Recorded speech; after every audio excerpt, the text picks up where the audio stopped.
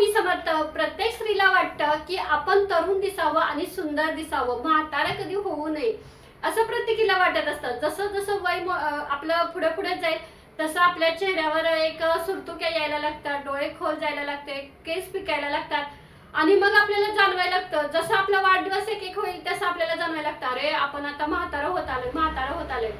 जर आपल्याला लवकर म्हातारा व्हायचं नसेल, म्हणजे असं लवकर वय खूप झालंय, आता आपण बघतो आजूबाजूला बघा, काही स्त्रियांचं वय कमी असतं पण त्यांचं शरीर बघून त्यांच्याकडे बघून असं वाटतं अरे ह्या कितीतरी वयाच्या आहेत आणि त्यांना विचारल्यावर समजतं अरे त्यांचं वय किती लहान आहे.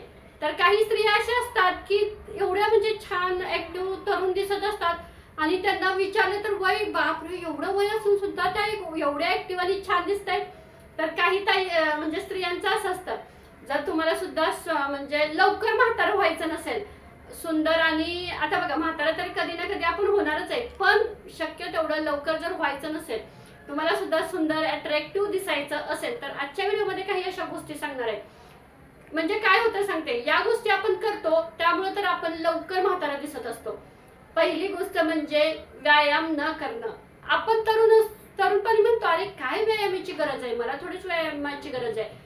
व्यायामाची गरज कुणाला आहे, जे आजारी आहेत किंवा जे म्हातारे झाले, ज्यांचं वय वाढत चाललंय त्यांच्यासाठी व्यायाम आहे, आपल्यासाठी नाहीये. योगा हे आपण नाही करायचं का, तर आता मी स्ट्रॉंग आहे, मी म्हणजे माझं तर शरीर व्यवस्थित आहे, मला काय व्यायामाची गरज आहे. ज्यावेळेला आपण व्यायाम योगा ध्यानधारणा करत असतो त्यावेळेला ना आपलं शरीर ना एकदम व्यवस्थित राहत असतं, ते कधी जास्त आजारी पडत नाही. म्हणजे बघा मोकळ्या हवेचा सुद्धा आणि सूर्यकिरणांचा सुद्धा परिणाम आपल्या त्वचेवर चांगलाच होत असतो.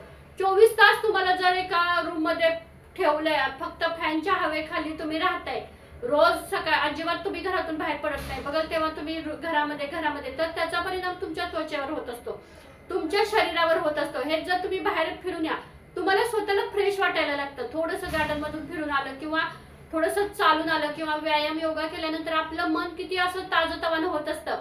आपलं मन ताजतवानं असलं की आपलं त्याचा परिणाम आपल्या शरीरावर होत असतो. त्यामुळे ना जेवढं होता होईल ना तेवढं व्यायाम करायचा, बाहेर थोडंसं तरी फिरून यायचं, ताजी हवा आणि सूर्यप्रकाश जेवढा आपल्या शरीराला घेऊ, कारण सूर्यप्रकाशातून पण बरेच जीवनसत्व आपल्या शरीराला मिळत असतात, त्याचा उपयोग सुद्धा आपल्याला ताजतवानं ठेवण्यासाठी होत असतो. दुसरी गोष्ट येते म्हणजे पाणी कमी पिणं. या वयात काय असतं, आपल्याला आता ह्या वयात ना तहानच लागत नाही. ज्या वेळेला तहान लागेल ना त्याच वेळेला आपण पाणी प्यायला जातो. असं कधी पितो का, नाही. तहान ती पण अति तहान लागल्यानंतर बापरे आता आपल्याला पाण्याची गरज आहे, पण असं करायचं नाही. असं अर्धा किंवा एका तासाने ना ठराविक म्हणजे एक एक ग्लास तरी पाणी प्यायचं. जेवढं शरीरात आपले पाणी असेल तेवढी आपली त्वचा अशी तजेलदार दिसत असते. आणि ना पाण्याचा इफेक्ट एवढा छान असतो ना, म्हणजे असं वेगळं असतं ना, चेहऱ्यावर एक वेगळा ग्लो येत असतो. नंतर आपण शिळे पदार्थ खातो किंवा बाहेरचे जास्तीत जास्त तिखट किंवा ऑइली असतात, स्पायसी असतात, आपल्याला तर सगळ्यात जास्त बाहेरचं खायला आवडतं, त्याचा सुद्धा परिणाम आपल्या चेहऱ्यावर त्वचेवर होत असतो. मसालेदार खाल्लं किंवा तेलकट ऑइली खाल्लं तर आपला चेहरा खूप ऑइली होत असतो. त्यामुळे ना शक्यतो बाहेरच्या म्हणजे तुम्ही ज्यूस प्या किंवा नारळ पाणी प्या. नारळ पाण्यानं एवढी छान त्वचा होते किंवा केस सुद्धा आपली एवढी छान होत असतात, पण आपण नारळ पाणी प्यायचं टाळतो. त्याच्याऐवजी समोसा खा, वडापाव खा, पाणीपुरी खा, हे तर आपलं आवडतंय. हा पूर्ण खाऊच नका असं म्हणत नाही, कधीतरी ठीक आहे, पण वारंवार ऑइली घरात सुद्धा मसालेदार पदार्थ टाळा, त्यामुळे सुद्धा आपल्या शरीरावर बराच परिणाम होत असतो. यानंतर येतं ते हिरव्या भाज्या असतात, ताजी फळं असतात. दिवसातून एक तरी फळ खाल्लंच पाहिजे. ज्या आपल्या गरजेला आहेत, आवश्यक आहेत त्याच गोष्टी आपण करत नाही, कारण आपण म्हणतो जाऊ दे काय करायचं आपल्याला ह्या गोष्टींची आता गरज नाही, असं करून आपण दुर्लक्ष करत असतो. मग शिळं राहिलेलं सकाळचं जेवण संध्याकाळी जेवतो, संध्याकाळचं जेवण दुसऱ्या दिवशी जेवतो आणि नंतर आपल्या त्वचेची ना शरीराच्या सुद्धा त्वचेची आपण अजिबात काळजी घेत नाही. काही हे बघा जे विकत असणारे प्रोडक्ट आपण म्हणजे सुंदर दिसण्यासाठी लावतो, त्याच्याऐवजी आतून आपण जे खातोय तेच आपल्या शरीरातून म्हणजे त्वचेतून बाहेर पडत असतं. मग तुम्ही खाताना जर चांगला व्यवस्थित आहार घेतला, रोज म्हणजे व्यवस्थित पाणी पिलं किंवा एखादा ज्यूस घेतला, फळ खाल्लं, ताजं जेवण खाल्लं, तर त्याचा परिणाम आपल्या शरीरावर चांगलाच होणार आहे ना. तर येतं म्हणजे झोप. आपल्या शरीरासाठी जसं जेवण पाणी ज्यूस हे ते सगळं महत्वाचं आहे, अगदी तसंच ना झोप सुद्धा महत्वाची आहे. दुपारी जर आपण भरपूर झोप घेत असेल तर संध्याकाळी आपल्याला झोप लागणार नाही, संध्याकाळी उशिरा झोपलो की सकाळी लवकर जाग येणार नाही.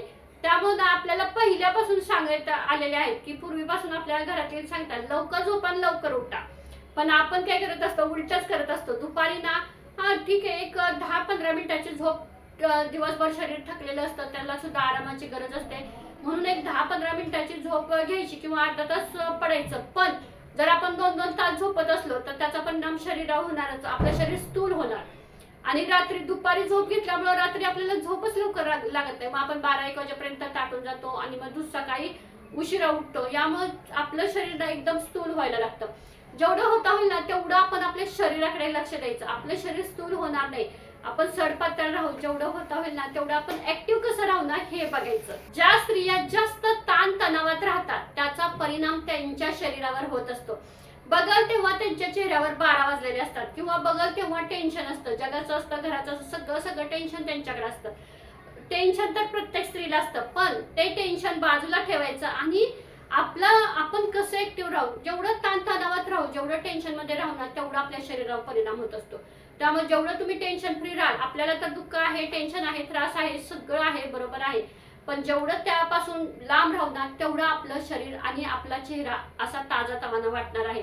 बघा, चिंतेनं ज्यावेळेला आपण ग्रासलेलो असतो त्यावेळेला आपला चेहरा, बरेच जण कधी कधी विचारतात, अरे तुझा चेहरा किती उतरलाय, तुझ्या डोळ्याखाली किती काळी वर्तुळ आले, तुला कशाची काळजी आहे, तू आजारी पडलाय, म्हणजे ह्या गोष्टी आपल्याला लोक सांगतात.